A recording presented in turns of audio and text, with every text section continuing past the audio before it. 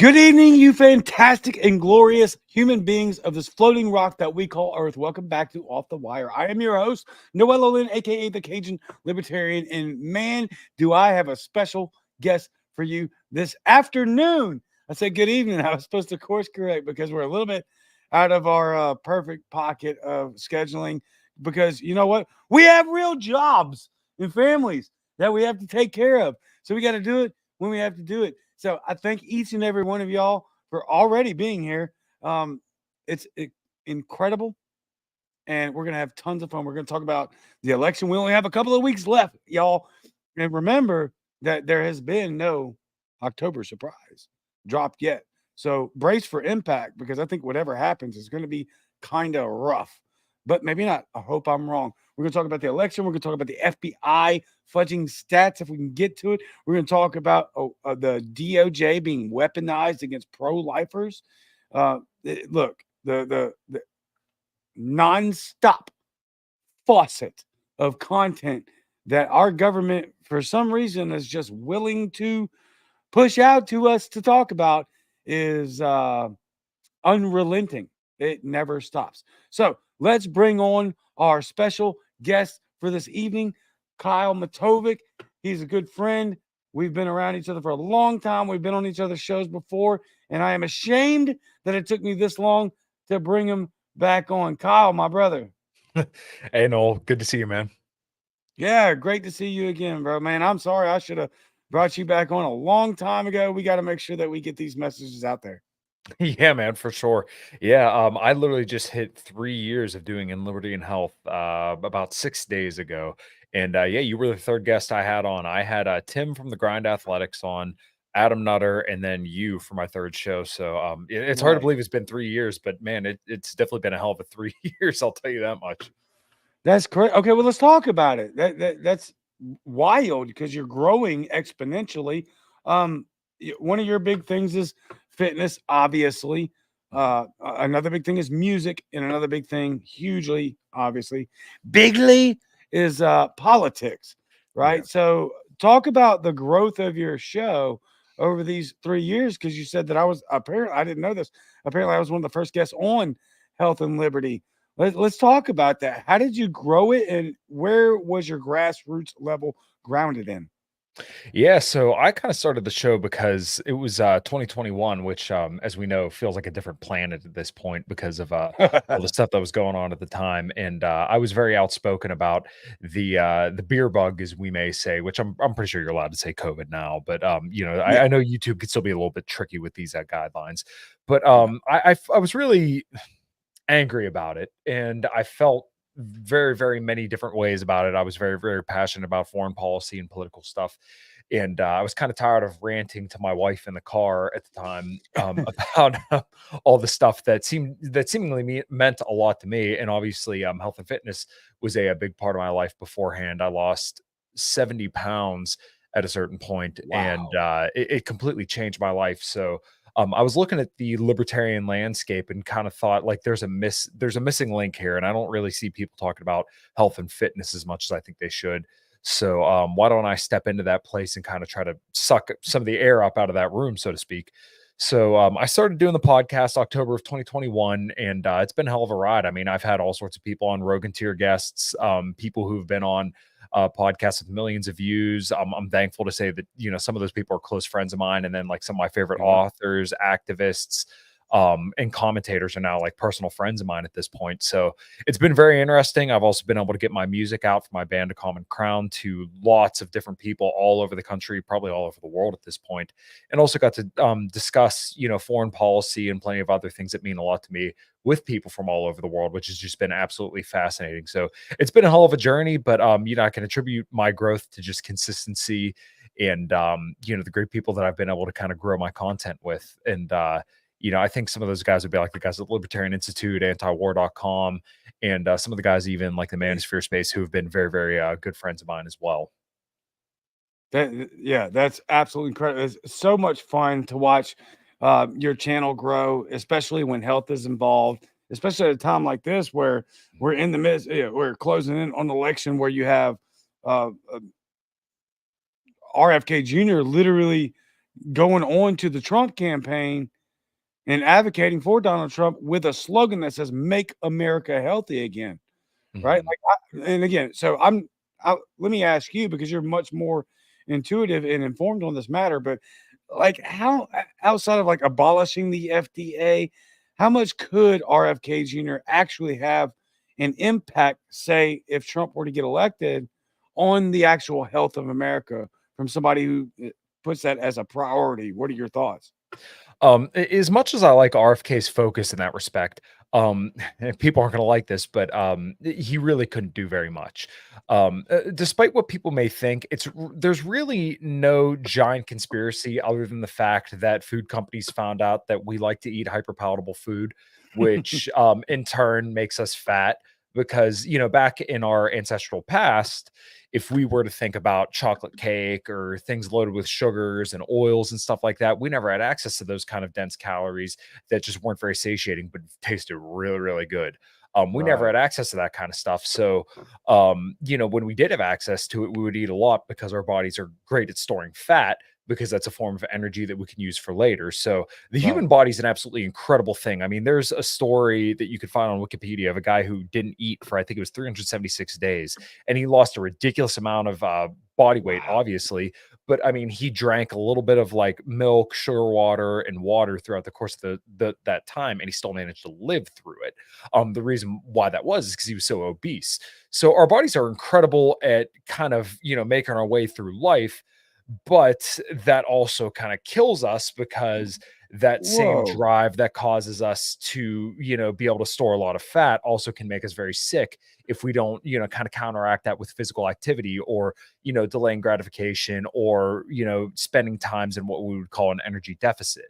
So really the big conspiracy here is that we've become so much more sedentary, we eat so much more, and we just don't really live the life that we used to live anymore. I mean, if you look at some of the charts from caloric consumption from like the 50s, 60s, and 70s up until now, I mean, it's literally like everything. It's not just carbs, it's not just fats, it's not just protein, which protein is, in my opinion, the most important macronutrient. We eat more of everything. So, um, really, it's just the fact that once again, we have easily, readily available, hyperpalatable foods that we could eat at any time, and our hindbrains don't understand how to regulate that. So therefore, when you get into these fad diets, like carnivore is really big right now, carnivore and the ketogenic diets, Yeah. you restrict carbohydrates, you're therefore restricting one entire food group, and you're also restricting the ability to get hyperpalatable foods. So you're going to lose weight by default. Um, and that same thing goes for like veganism or low fat. You're typically cutting off a lot of hyperpalatable foods, which are going to allow you to get into an energy deficit, which most people have never been in for an extended period of time, therefore causing you to lose a lot of weight. So Mm. that tangent basically goes to the point that it's really on you as an individual to take care of your health.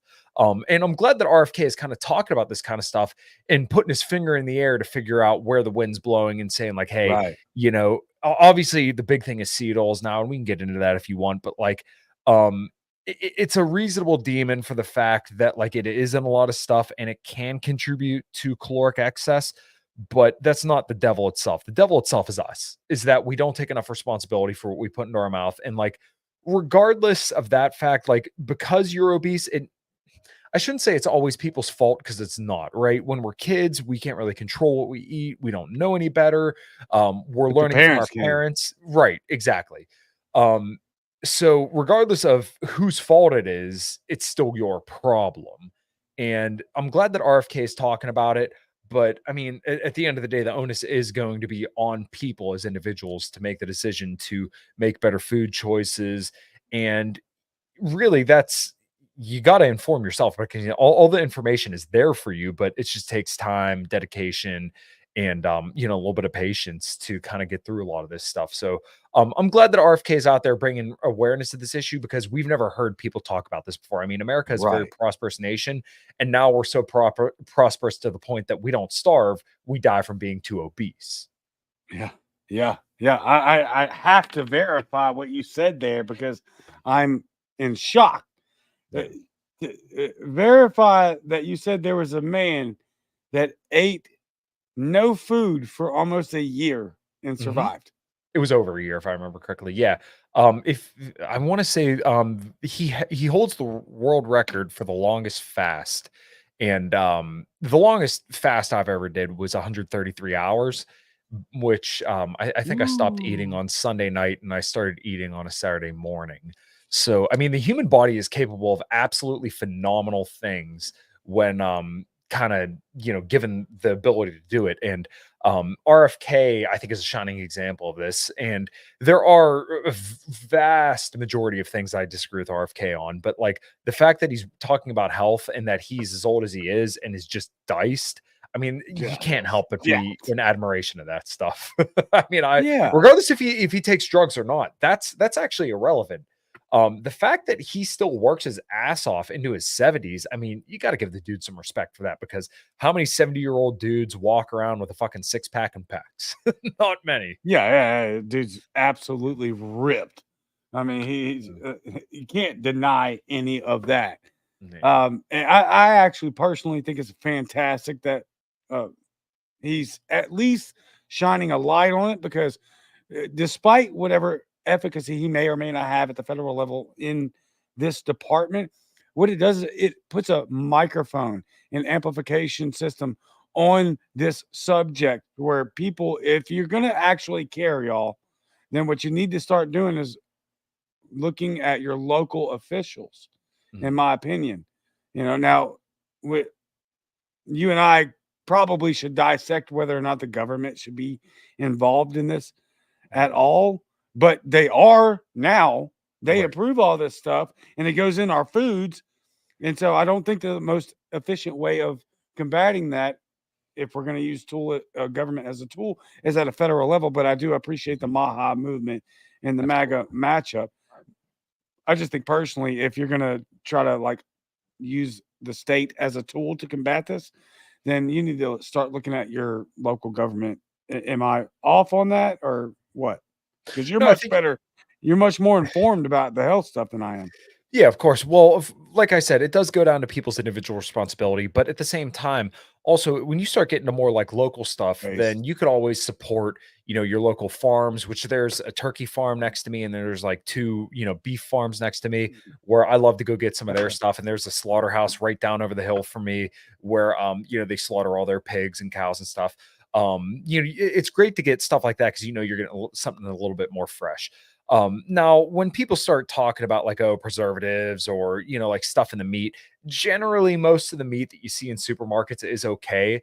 But when you get it from a more local source, you're helping your local economy. But also, if you get from like, let's say, grass fed or, a pasture that's a little bit closer to you, then at least like what you're getting. So, specifically when you think about like more grass fed beef, then you're also talking about like a higher omega-3 to omega-6 ratio, which all the studies that come out about like omega-6 and omega-3 ratios, it's better to get more omega-3 in your diet because that's really good for like your brain, eyes, yeah, your brain and eye health. And people always tout the benefits of like fish oil, which fish oil is largely beneficial because of the omega-3 fatty content. Um, Yeah, but I take it's those. good. Yeah, so do I every single day. But yeah, it's good to kind of be a little bit more involved in your local economy, especially when it comes to like regenerative farms and stuff like that. And that kind of goes to the whole regenerative agriculture conversation, which is a little bit more of a topic on like I think the guy was Joel Seedman that talks about this stuff a lot. And then obviously the beloved Thomas Massey is also a big supporter of the Prime Act and just the Yep. best congressman that we have. Yep. The Primac, he's been heavy on it. It's been absolutely amazing. What I'm actually hearing, if we're going to bring it less esoteric, right? Because a Mhm. lot of people aren't going to understand what you're talking about. Other than if it, let me ask you this on a Mhm. specific level, like the omega 3 fatty acid vitamins that I've been taking are the ones Yeah. from Walmart. Mhm. Is that a mistake or is it okay? Or No, I mean, my understanding? generally, it's mostly gonna be like they get that from fish and then kind of dissect it down into fish oil pills, and then that gets you your omega-3 content up. So, specifically, like when women are pregnant, it's actually really good for them to get a lot of like fatty fish because that EPA and DHA goes to like the development of brain and eyes. So obviously the continuation of that is that as you're an adult, when you get the omega-3 and omega-6 or the omega-3 fatty acids, that helps with the development of that kind of stuff. And also there have been some That's studies wild. and like they're a little bit, there's not conclusive evidence for this, but like fish oil is also supposed to help with like lean mass and like brain health and all this stuff. So it's just good to get your omega I, sixes in and or omega threes in, preferably from Whole Foods. But like a fish oil pill isn't that bad either. The only thing that might be of concern, want like a black bottle because when light shines through that, that can kind of help maybe potentially make the fish oil rancid. And I think they would probably pull them off the shelves before that point, but I can't say for sure. So my right. recommendation to people, if you see a bottle that's transparent and it's fish oil, you probably want to avoid that. Go for one that's like black and that you can't see through. Huh. Okay. Very good. Very good.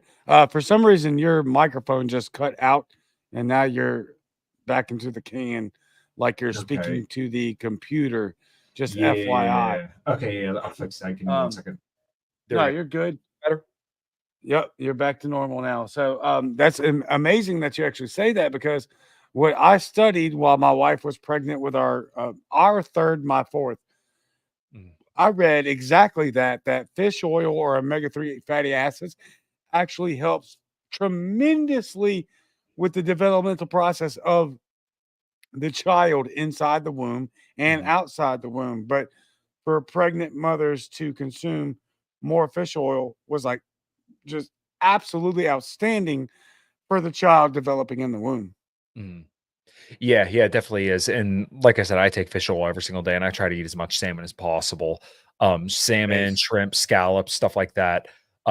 Yeah, all that stuff's really, really good stuff. And I'm kind of thankful that my wife already likes that stuff naturally, so I don't really have to worry about her eating that Same. kind of stuff. So yeah, like my recommendations when it comes to diet, I'm more of like an if it fits your macros guy. So I'll generally have whatever I want as long as it's kind of within what my diet or like what my calories are day in, day out. But for the Explain to us what macros are. so macros are basically, carbs, proteins, and fats. So, carbohydrate has 4 calories per gram, fat has 9 calories per gram, and then protein has 4 calories per gram.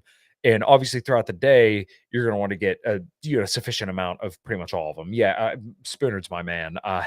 Yeah, it's great. It's always better to make the food yourself. I don't mean growing it. Just making food as fresh as you can is always better for you. Look at ingredients list and find things that you can easily read helps too. And I, for the most part, agree with this. Like, my ideal diet for most people would probably be like, hey, let's try to get as many fruits and vegetables as possible. And let's try to get, as many lean meats as possible into your diet. And that's going to be pretty good from there. Now, if you want to have like a candy bar, ice cream with the kids, maybe some alcohol occasionally, and maybe even like some junk food every here and there, that's perfectly fine.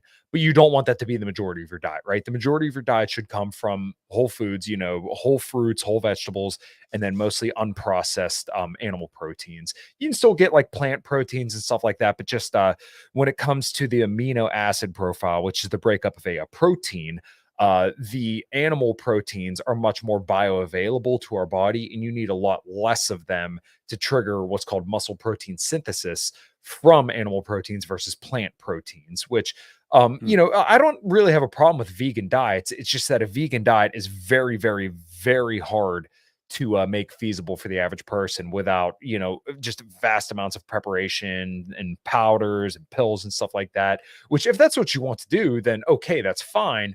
But if you eat regeneratively raised meat, so like grass-fed, grass-finished beef, and obviously fruits and vegetables, you're not doing any harm to the planet because regenerative agriculture actually sequesters carbon back into the soil, which generally people are worried about the erosion of topsoil and then like kind of putting, more methane and stuff like that in the atmosphere. Well, regenerative agriculture actually does the opposite of that. Hmm. So what I'm hearing, if I can hear it correctly, is the more natural way of life w- in the less amount of supplements. Meaning, like, let's say, for example, if you're vegan, you will need a lot more supplements Yeah. to achieve the goal that you're looking for, and those will be man-made supplements, as opposed to if you're, you know, in which we're big fans of fish. Mm. Uh, Good. diving into that, and then red meat. You can gain all this stuff and have a much healthier lifestyle if you don't have a shark like Kamala Harris in office. Now, I make that joke, flip it. I'm tongue in cheek there, but Yeah. I'm very serious about your role in this movement on health, because it, it it means something when you have a Kennedy moving over to a Republican ticket to Mhm. make America, who has explicitly fought his entire life to keep these big corporations out of our food supply, out of Mhm. our water, stop contaminating our water supply. This is all major. Again, why I asked Kyle what I did is very important. It's very good that RFK Jr. is joining a major political side that he's accepted by, Mhm. and speaking these things, but you have to handle it on an individual basis. There is no politician that's going to help you in this matter. What we need to do is take these things into our own hands, do our own research, and I would say this is probably what you're talking about right now. Correct me if I'm wrong. Mhm. It's probably a major reason why all these things are more expensive, is because they don't want us healthy, because they want us dependent on their system of the proverbial statement, every patient cured is a customer loss. How Mhm. often am I all right on that? No, I think you're spot on. And there's kind of like two different sides to this too. So we could talk about like the Ozempic side and kind of like the fat curing industry now, which is I think is going to be a really, really big thing here in the future. But also, if you look at like what the most expensive macronutrient is, it's always protein. So that's why animal foods are so expensive, is because once again they're higher in protein, and they do have some fats with them too. But like all the stuff that's cheap and readily available, it's always loaded up with, sugars, oils, just stuff that's generally not inherently bad for you, but it's not necessarily going to bring you closer to being healthy. So, like, you think about anything that's hyper palatable, and what I mean by hyper palatable is just that you don't want to stop eating it, and it's not very satiating. You think about, like, let's say Right. French fries, right? French fries are a carbohydrate soaked in oil and then fried, right? Once again, not inherently bad for you, but when was the last time you ate a whole bunch of French fries and felt satisfied? It's never. You Right. don't get full off of eating French fries. So like oils are super cheap, sugars are cheap, a lot of carbohydrates are cheap. But though, if you want to get healthy, then you need to raise your protein in your diet, because it's going to help build lean mass, build muscle, and also kind of give you more longevity, because that's kind of muscle really is the organ of longevity. And you have muscles all over your body, and you start looking into some of the data on longevity, and the reason why people die earlier is typically because their grip strength is weak, and grip strength is a great proxy for overall strength, right? So what happens with older people is that when they fall, they can't catch Hmm. themselves, they get pneumonia, and then they pass away because they got sick and they didn't have enough like lean mass to be able to like carry themselves and recover. So that's why, in Really? my opinion, protein is the most important, but once again, it's also the most expensive. So you go into the store and you can find all these kids cereals that are just loaded up with sugar, that are, next to nothing, right? You go to Right. McDonald's, and of course, all the sides and stuff like that are super cheap. But though, if you want to go to a restaurant and say, like, hey, I want to have a steak and like, some nice vegetables on the side, the steak is like $30, $40 no matter where you go. Because once again, protein is the most expensive macronutrient, but it's also the most important, because that's what's going to lead you to live, the most a life filled with longevity and strength, because once again protein is the building blocks of lean muscle tissue, which once again is the most important thing when you age. Hmm. Hmm. That's absolutely amazing. And it's something that I've thought and had or at least through my channels, tried to verify that protein is number one. I don't see how you can sustain a vegan diet and be healthy with the avenue of supplementation that's required, that's available at the store. If you're going to be a vegan, you have to supplement, and your supplements are being provided to you by, let's just say, at the very least, an untrustworthy organization, Right. governmentally ran organization. And so I don't see how you can maintain that lifestyle of inefficient iron and protein and not have to depend on, let's say, the FDA, which RFK Jr. would probably be the best to revise, but it needs to be bottom up and not top down. And so, look into the election. What are your thoughts? Because what I see is basically you're iron and um, protein deficient Yeah. if you're voting Democrat or Chase Oliver, Yeah. and you may have a little bit of an excess of testosterone if you're voting Trump.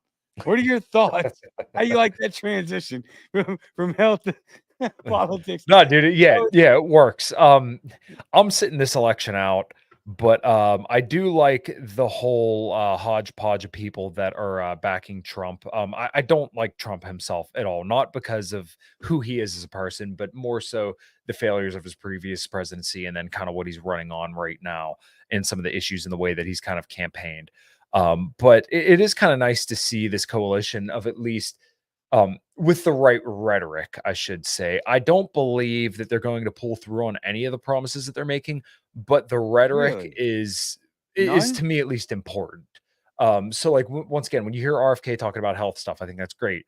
When you have a decent bit of that faction saying that we shouldn't fund anywhere, I think that's pretty great. When you have Trump saying he's going to abolish the Department of Education, I think that's great. There's a lot of things that I think are absolutely fantastic. And then the idea of America First, although America First in practice is completely different than America First in rhetoric. Um, I like a lot of these things, but um, I do think people are being kind of led down the primrose path when it comes to Trump. And it seems like a lot of people kind of forget that he was president 4 years or, 8 years ago and really failed on virtually everything that he initially ran on. And then conveniently, as soon as he became president, turned around on a lot of the promises that he made. And I've said this as much as well. In 2016, I voted for Gary Johnson. In 2020, I voted for Joe Jorgensen. And I even donated to Joe Jorgensen's campaign. I wouldn't change my 2020 vote, but if I could go back, I would probably change my 2016 vote because the issues that Trump was hitting on in 2016 about how the economy is a bubble held up by low interest rates, artificially low interest rates, I should say. He was spot on. When he said, that Jeb Bush's brother lied us into war, he was absolutely right. There were so many issues that Trump was spot on in his 2016 campaign, but then as soon as he gets in, he said, "Oh, all the economic numbers are real. We have the best economy ever." What else did he say?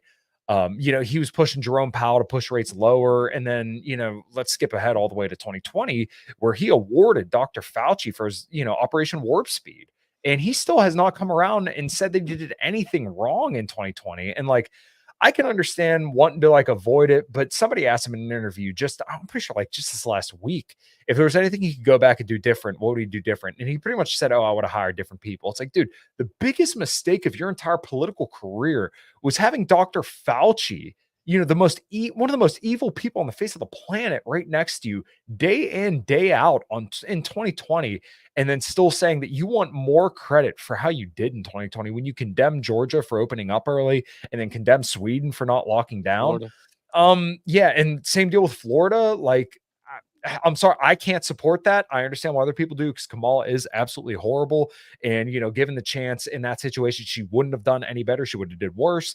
But I think Yeah. the counterfactual here is that like the right wing base wouldn't have tolerated it had it come from a Democrat. But Trump, in my opinion, kind of serves as a sedative to the more radical right wing, and he serves as a lightning rod to the more radical left. As in, like the more radical right wing accepts a lot of his more progressive social stances, where, just this past week he was saying that, okay, well, gender transforming surgeries for minors is acceptable so long it's with parental consent. That's a no-go for me, dude. I mean, that's the same position as Chase Oliver. And I threw this tweet out today, and I know it probably pisses a lot of people off, but like Trump and Chase Oliver really aren't that far apart. The only difference is that Trump can win. He could potentially bring you some W's. So if you're in Yeah. the Libertarian Party right now and you're looking at voting, in my opinion, I think Chase Oliver's a no-go because of, if you consider yourself a libertarian and you fell for all the bullshit in 2020, I don't know what to tell you. I can't help you. Trump doesn't consider himself that. So therefore, it's a little bit more understandable that he falls for the propaganda in 2020 and pushed it in 2020. But his rhetoric is even better than Chase Oliver's for the most point, and or for the By a most part. lot. And yeah, and then he's also able to win. So, and he's also saying he's going to put a libertarian in the cabinet. I love that. But, I still don't think we're going to get any W's out of him. I think he's just saying this because he wants votes. But in my opinion, if you're in the libertarian camp, I don't think there's any other person to go with other than Trump because, Chase Oliver is pretty much between Joe Biden and Donald Trump. The only issue that I'll give Chase Oliver on is that he's better on war than all the candidates. But if that's your only issue, then all right. Now, okay, let me put this up here. Yeah, good. Woman in the Woods, preach it, bro. Yep. Look, I don't disagree with anything that you have said right there. I think you nailed everything. I'll push back with some nuance from both sides just because we live at the end of the day, we live in the libertarian circles of the internet and we Right. hear all the arguments and is in spite, I should say, of all the counter libertarian rhetoric, we're always right. I mean, we're just right every time. Yeah. It's so ridiculous. We keep having to defend this. But let me go here. Um I do think that one of the Trump's biggest mistakes on round one was his picks, was Oh, his hires. absolutely. Yeah, no, I agree with that. It's just that to say that 2020 wasn't like the biggest mistake to just say like Worst governance of any president in my lifetime. exactly. So I'm sorry to interrupt, but yeah, go ahead. No, you're good. Yeah. No, that was good. Okay, yeah. It's just his picks were absolutely atrocious, and then still some of his picks that he's kind of floating out now do concern me. So, like, I will give him a thumbs up on JD Vance, and like, I disagree with JD Vance on some stuff, specifically on like his foreign policy views. But at the same time, when you had him considering Marco Rubio of all people and saying, potentially Nikki Haley. I don't know how anybody could have looked at Trump after the JD Vance pick and said, at least it wasn't, that was probably the best of all people that you could have chose. And that's my honest opinion, like of the people who were Really? willing to do it. Like if it would have been Rand Paul or Thomas Massey, okay, well then he would have had my vote. But JD Vance being the guy, he's a Peter Thiel protege. So obviously there's some issues there, but there's also some good stuff there. As in, like, Peter Thiel is a venture capitalist who runs the company Palantir, which is like this giant global spying apparatus. And he really funds a lot of like Republicans. I mean, he even donated to Ron Paul. He donated money to obviously JD Vance, Trump, Blake Masters, Joe Kent.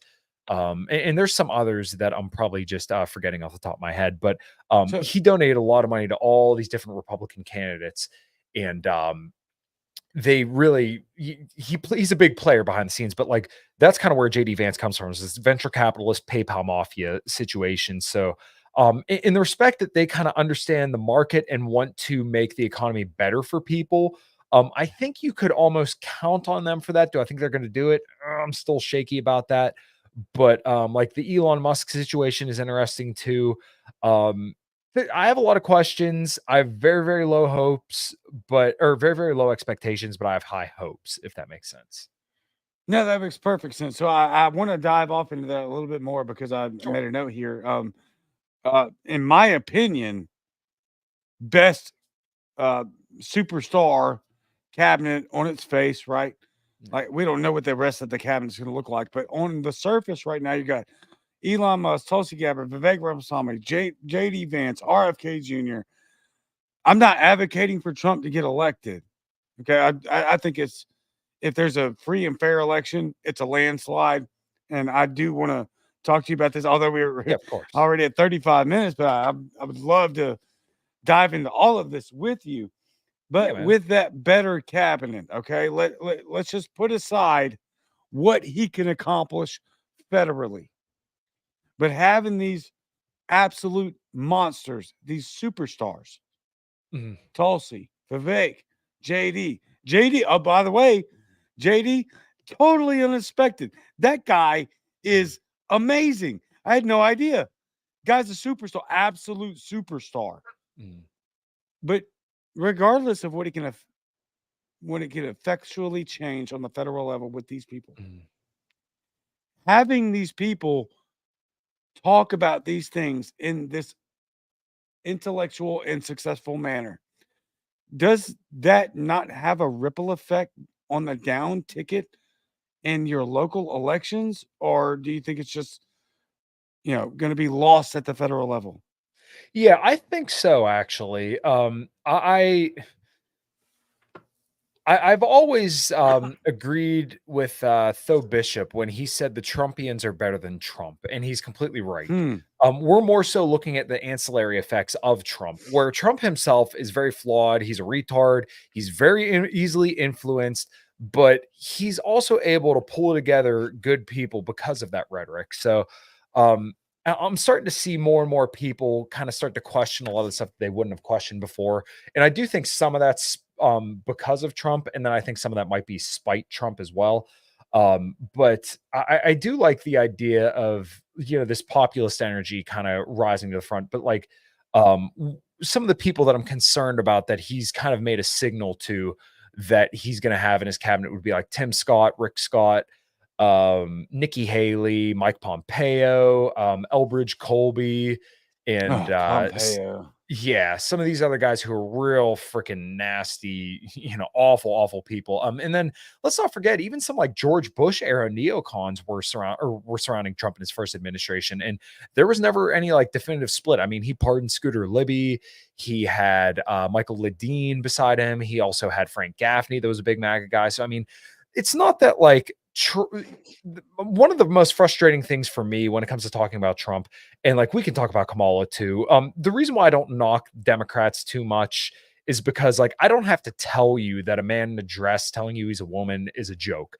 I don't have to tell you that Kamala Harris is a horrible candidate. Like I respect my audience enough to know these things. Like, and nobody that's listening to me is seriously considering voting for Kamala Harris. So Yeah. my goal has never been to say, don't vote for Trump, fuck Trump.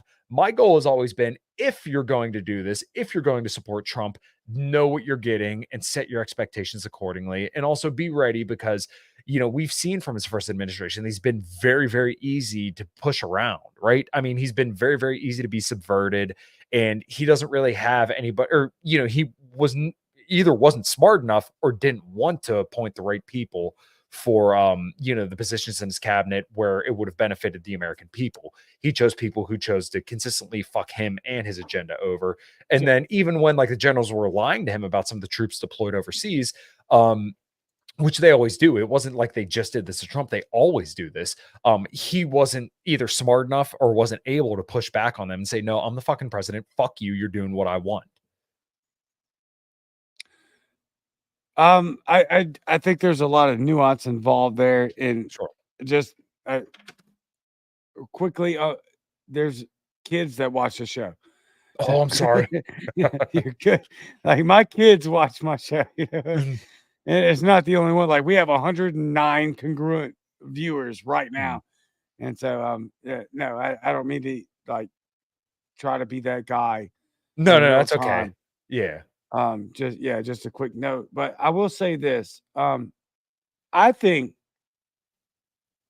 in my personal opinion, Yeah. in his first term, he was naive.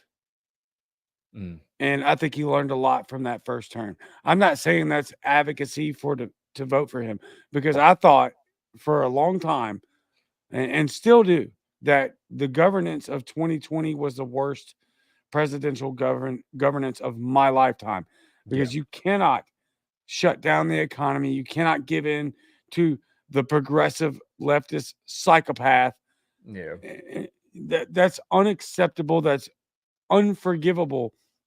The reason that I actually have reconsidered that position for me personally is because the state I live in is going to win anyway. Right? I'm in Yeah. Mississippi. It's a deep red state. You're not going to beat this guy here. He's never going to campaign in Yeah. Mississippi. He doesn't have to. Right. He's going to win it anyway.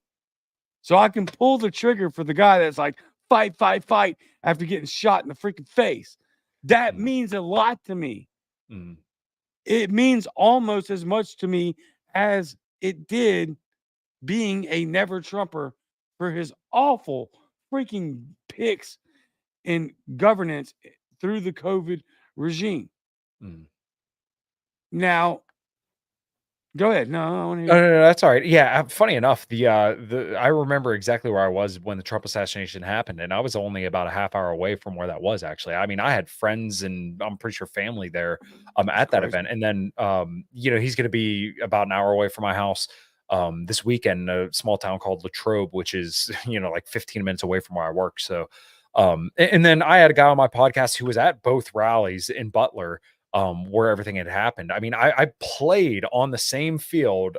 My band opened up for Lita Ford on the same field that Thomas Crooks took a shot at his head at.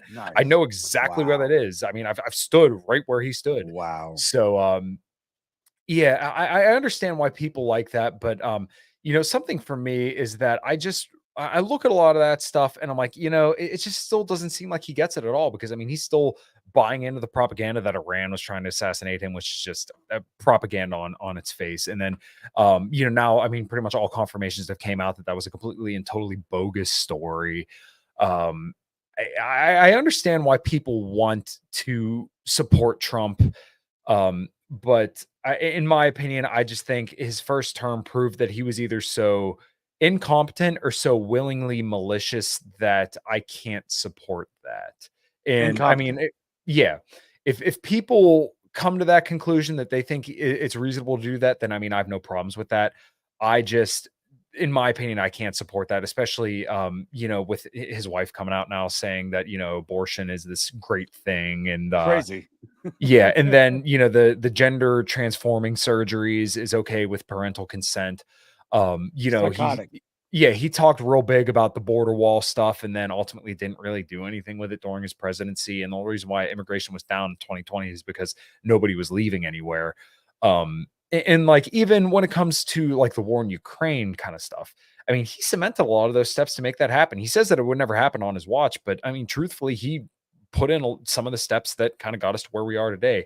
And same deal with the war in Gaza. And, then he said, we hear so much about America first, but then that biggest foreign aid package in history passed with his blessing. And then everybody blamed Mike Johnson for it. But I mean, there were congressmen saying that, they called Trump for his blessing and he gave him the blessing to, sign on to that bill. So it's just the fact that he's on every side of every issue. And when it means something, he typically sides with the regime. I mean, he sides with Joe Biden and everybody else when it comes to actually standing up for the American people. And what did he say in 2020 when he passed the CARES Act? He called Thomas Massey a second-rate grandstander for saying that, hey, maybe we shouldn't sign, $1 trillion away and create the biggest, wealth transfer in history and sign the biggest bill in history, without like a vote or anything like that. So um, I understand he makes all the right people angry, but at the same time, he gives them what they want a lot of the time. So the people that are kind of coming up in his wake, I think, are fantastic in some regards, pretty bad in some others. But Trump himself, I think he's got to go, and the people who are beneath him who are much better than him kind of need to take over the movement from there. I think you make an excellent point. I'm going to highlight something that you said that Trump is on every side of every issue. Yeah. That's a remarkable statement. I genuinely don't believe that conservatives understand what you're saying when you say that and how factually accurate that is. Never forget that we're dealing with a 1990s Democrat Yeah, who Bill is Clinton pretty much. yes, a personality extreme form of Bill Clinton, but Yeah. at the end of the day, when you water it down, it's the same policy procedure as a 1990s Democrat, which is incredible. Um, there, there's a post right here from Woman in the Woods. Mm. War is a pretty huge issue right now, and I think, um, look, if we're going to talk about Chase Oliver, I'll give him 2 cents of a. Yeah, look, ain't nobody voting for Chase Oliver except for the No. cult. Okay, Yeah. he would be on its face, surface level, he would be better economically. He would be better in war. He's irrelevant. Nobody even knows who the hell he is. He's Exactly. terrible.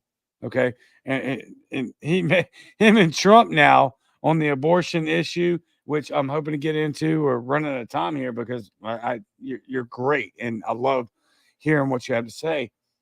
But he is obviously always been milk toast on that. He's not pro life. Right. He just happened to elect Supreme Court justice that overturned Roe v. Wade, which was already horrible law. When it comes to war, did he not start any new wars? No.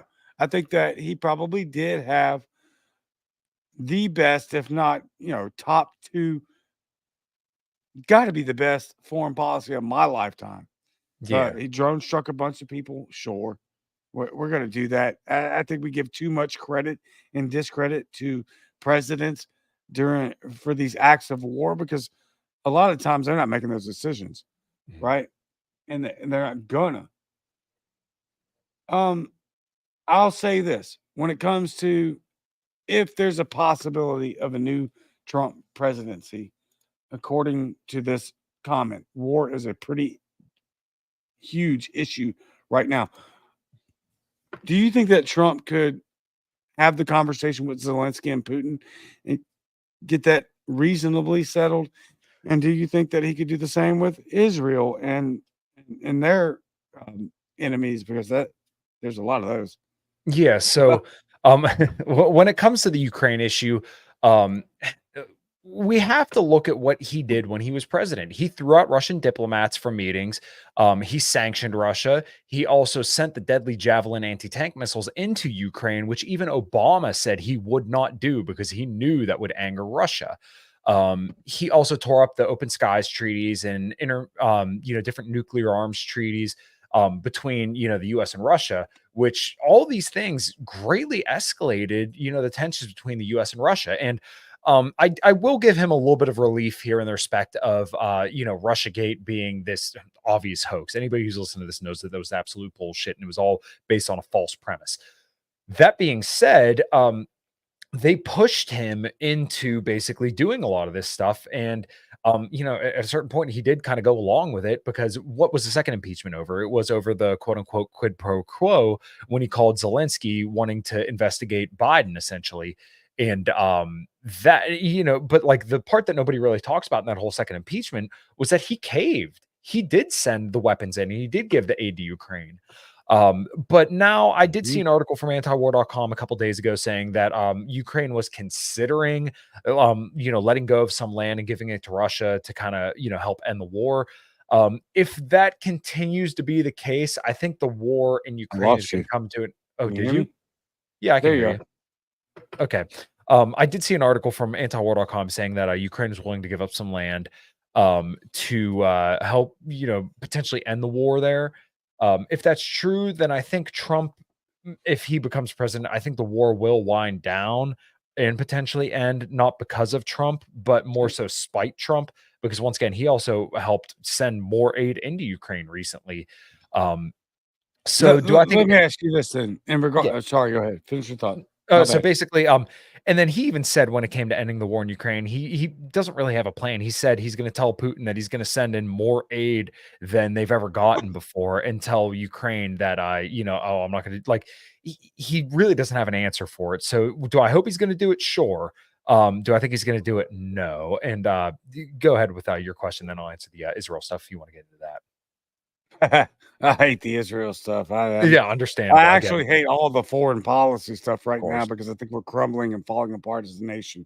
But it absolutely. is important because it's politics and it's a campaign trail. Um, why didn't Putin invade Ukraine under Donald Trump? He did it under Obama. He did it under Biden. What made Mhm. Trump different? I mean, Trump really wasn't that much different in that respect because once again, he did a lot of stuff that, rightfully pissed off Putin. And then, I mean, Putin's even came out and said that he prefers Kamala over Trump. So, I Yep. mean, there's just a lot of weird stuff here. I think it's because in this situation, I think that Biden or Putin probably knows what he's going to get from Biden and Kamala, and that's that they're going to continue to fuck with him. I don't think he knows what he gets from Trump, where, he may be your best friend, he may be your worst enemy. He just doesn't know. Now, as far as, Russia going into Ukraine under Trump, I don't really have an explanation. I don't know, Putin's exact motivations, but I mean, just by the facts of it, Trump did do a lot to kind of escalate this war here. And then, obviously Biden wasn't going to do anything because his son's getting rich off Ukraine. So, um, I think Biden believes in the US global empire largely because he's been a beneficiary of it. And, obviously he's the credit card company's guy. He is the emblematic of everything that's wrong with this country today.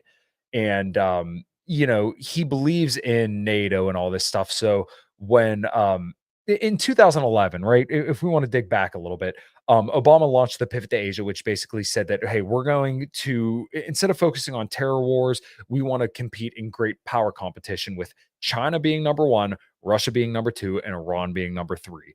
So Biden being a part of that, and obviously overseeing a lot of the Ukraine stuff with the coup in 2014, I think he sincerely believes that America is fantastic and great, and NATO's great, and we should fund all these different countries to make sure that we can bleed Russia dry.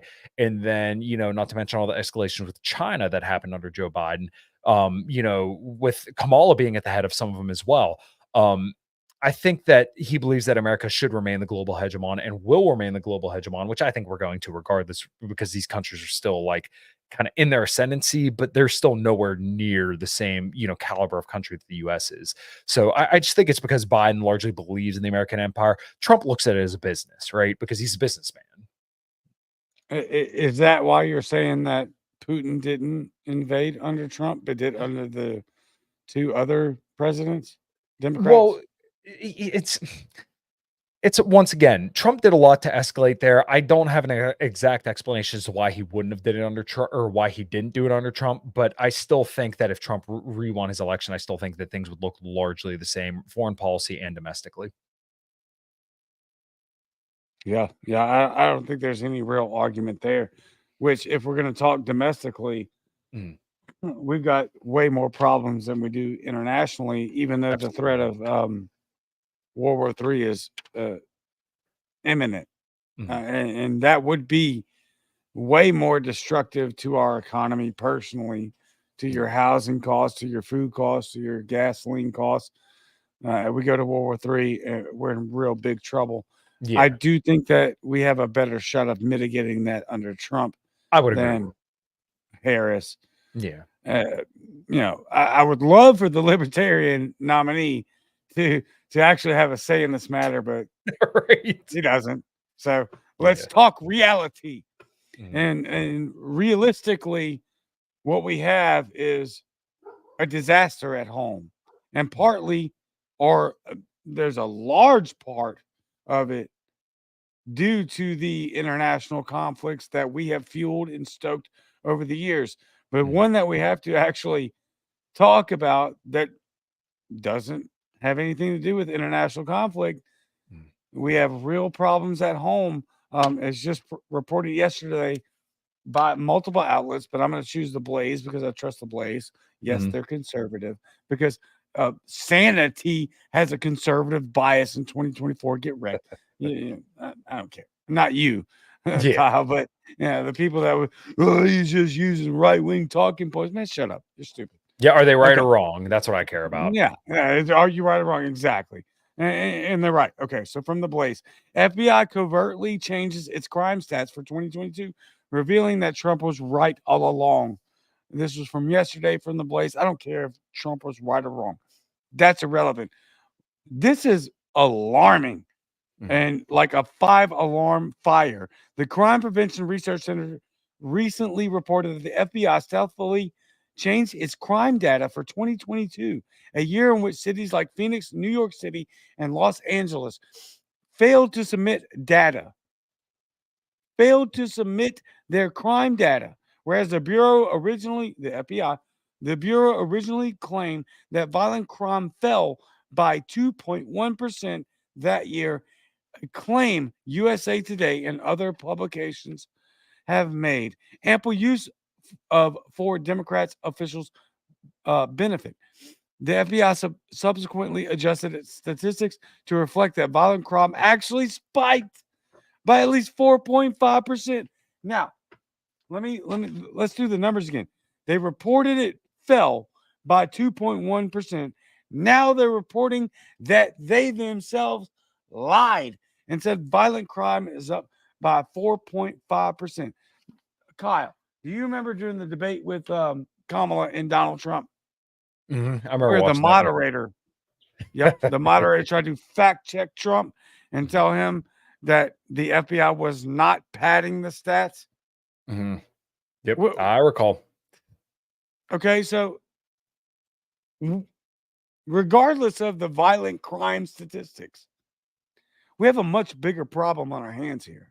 Yeah.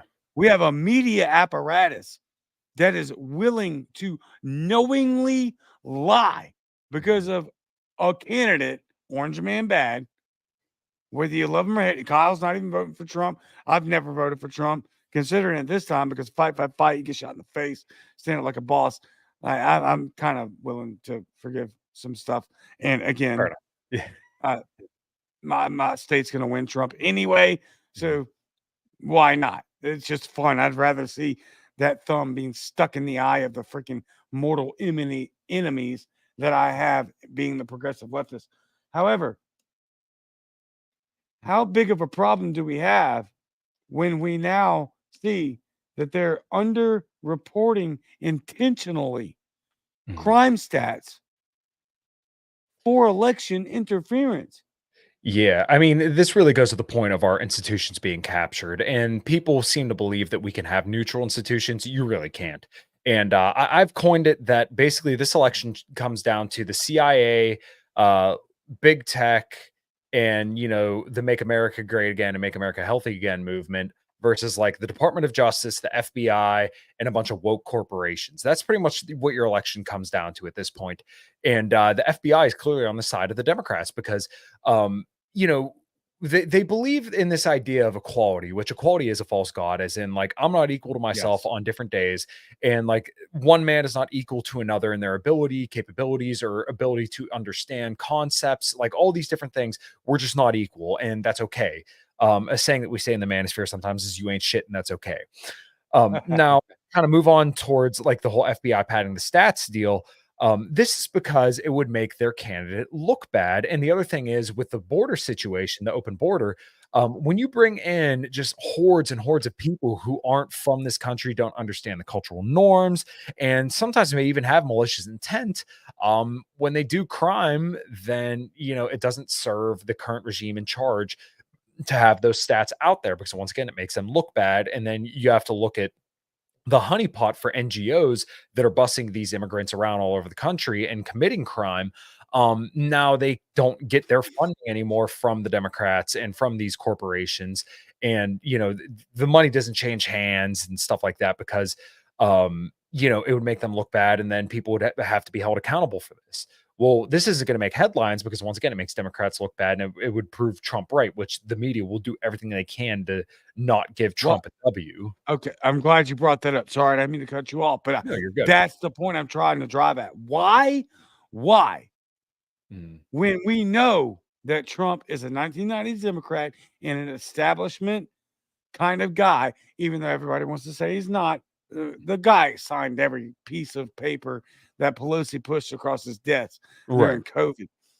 What are they so scared of? I think it's less so about him. And this is why when people talk about like Liz Cheney hating Trump so much and how she's like the mortal enemy of the right wing for absolutely good reasons, and they're absolutely right to feel that way. Liz Cheney never had a problem with Trump until January 6th. Why does everybody go back to January 6th? You think about it for a little bit and you realize, oh, these people may not be afraid of us at a certain point. These people may be radical enough to fuck or screw around and find out. No, Apologies. you're good. These people may be radical enough to act up. And in that situation, that terrifies the heck out of them. A leader who is charismatic and liked by people who hate the current regime, They can't have that. They can't have people getting out of line. And to go back to like the food point, just very, very briefly, Oh, if you have a good. population that's sedated, that is fat, and that can watch adult entertainment, if you will, at any time of the day, they will never get off their butts to do anything radical. They will never do that because they have everything already provided for them. But when Trump kind of pulls the veil up and says, these people are screwing you, and it's them, they're your enemy, not China, not Russia, not Iran, not Iraq, it's them. That terrifies the heck out of them because that's finally telling the American people what the truth is, to be completely honest. And once again, that just absolutely terrifies them, and they can't have that. So therefore, when January 6th happens, they're like, "Oh, these people may actually do something." So therefore, we can't have Trump exposing us like this. Hmm. Well, you heard it right there from Kyle. Trump 2024 MAGA Maha. No, I'm just kidding. I'm kidding, bro. No, I think another big. Well, before I get to that one, and we got to close out here because we're over an hour. But you're fantastic. Of course. Um, no, yeah, you're very welcome. I can't wait to have you on again. Like probably way sooner than you're going to be available, but I want to. Figure it out, dude. I think one of the biggest things that you bring up there is why does the establishment fear Trump so much? And personally, I'm at this crossroads to whether it's either staged in theater or they really do hate this guy. And if they really do hate this guy, then I think we should actually consider what is going on and why. And if he is the next candidate, which I'm not, or I'm sorry, the next president, I'm not convinced that they're going to let it get that far. We still have a couple of weeks. A lot can happen in a couple of weeks. All right. But I think, honestly, one of the biggest fears is something that you've brought up and something that you're big on, and that RFK Jr. is massive on, and that's making America healthy again because you can't possibly have an educated electorate, which we all know our founding fathers said you have to have an educated and informed electorate in order to maintain this idea of liberty that Mm. we can possibly even at this point even agree upon. Yeah. So as long as your electorate is just filled with antibiotics, uh, psychotropic drugs, everything, all the poison in the food, all the poison in the water supply, which amazingly, I don't know if you saw that, they came out and admitted now what Alex Jones said is right. My Alex Jones is right. Yeah. Jar is getting too full. There's atrophy. There's chemicals in the water. The Mhm. fluoride is lowering the IQ of our children. Mhm. With all that being said, can Trump fix it? No, I don't think so. Can this campaign with his coalition actually cause ripple effects? I do. I do think that that actually will. Mhm. Because nobody else. When's the last time you saw a candidate propping up a Kennedy who's spent his entire life as a progressive leftist, Mhm. suing major corporations to keep, pollution at a minimum? Say the Democrat Party is completely insane and go viral all over the place. What kind of effect would that actually have in the lower level processes where we can actually affect these changes? And I think it would be massive. Yeah, dude, I definitely agree. As I kind of said earlier, it's not necessarily about Trump. It's about the coalition, and then, That's right. as you kind of said, the ripple effects from that, where people start to think, "Oh yeah, you know what? I can take advantage of the resources available to me and improve my health that way," or you know. I can get in touch with my local officials and build coalitions. Like one of my favorite right wing organizations, actually, probably my favorite and the best right wing organization out there, the Old Glory Club. It's a fraternal order, but I mean, a lot of these guys are explicitly right wing. They're supporting Trump. And, they put together a network all over the country where my one buddy, Red Hawk, I mean, he's gone all over and he helped do some hurricane cleanup and stuff like that. And then these guys also kind of like say, hey, you know, if you're moving somewhere, we have like a family here essentially for you, where like you can go in and get into the network. You have friends, you can stay at their house, you can get kind of put into the network with all sorts of other people that share your values. It's stuff like this that really matters, right? For Yeah. me, playing music and making friends and networking that way is really important. Doing what we're doing right now is very important to me, and I love doing this kind of stuff. It's the conversations going on outside of the political sphere where you make big change, and that's not necessarily as sexy as like a punchy headline or dunking on the libs, which is fun, and I do it too. But like, what Right. really matters is kind of making these relationships and then expanding upon those and really making your life better, because as a consequence you're going to make the people around you lives better. And you know, we don't know where that stops, and I think that's a beautiful thing, is that we should all strive to make everybody's lives better through making our own lives better. 1000% agree. And I can't, we really need like at this point with guests like you. I'm looking at trying to go into like a 3 hour thing like Joe Rogan, because Mhm. there's so much we can't even begin to cover. Mhm. But we are at our end here with my audience size. Um, I want you to make the pitch, not for any politicians or any political standpoint. I want you to tell us what we can do to help you get your message out specifically, because I think it's vastly more important than any federal election. What can we do to support you? Plug it. I've got your link tree. I'm going to post that. I'm going to give you the solo screen. Give us 30 seconds, brother. You are the man. Sure. No, well, thank you so much. It's definitely been a too long since we spoke last. But yeah, you could find me at Kyle Matovik on Yeah. Twitter. That's spelled below Kyle, KyleMatovik. I play in a band called A Common Crown, and we're doing lots of cool stuff in the coming year. I also run the In Liberty and Health podcast, where I talk a lot of the stuff that we talked about today. Lots of cool guests coming on in the future. I've had Noel on, he'll be on again. I've had lots of people that he's had on his show, on my show as well. I also do a podcast called 5 till Midnight, where we just kind of talk crap on a Monday night at 8 p.m. Eastern time, and also do Post Zero, where we talk more, you know, social and relationship stuff from a men's standpoint.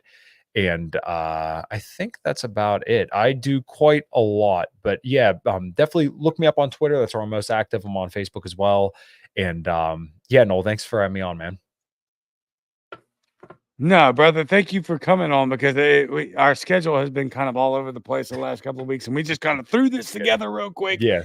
And we already have almost 130 live congruent viewers, so Awesome. it's been exceptional. I hope that everybody goes and floods Kyle with follows and likes and questions.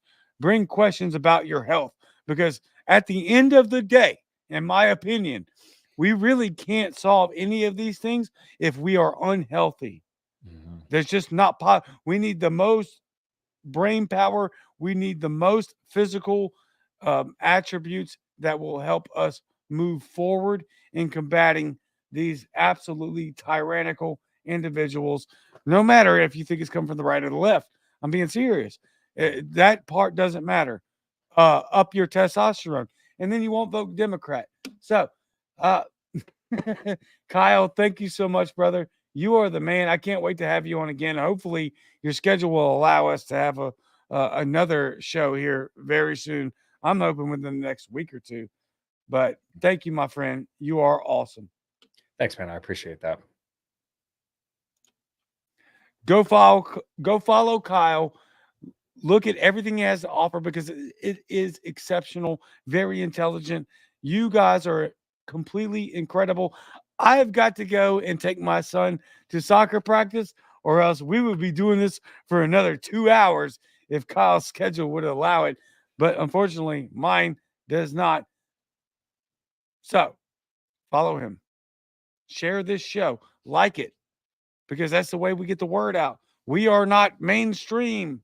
We are not giant entities, Goliaths of internet dominance. So the best way that you can help is to go follow Kyle, share his work, follow me, share this show, and let's get together and start to realize that there is no political solution. You are on your own, and that's actually comforting. Should be a good thing. Grow your own food, learn to filter your water, and get healthy. I will have more from Kyle ASAP immediately. Thank you so much. I love each and every one of you, and I am out.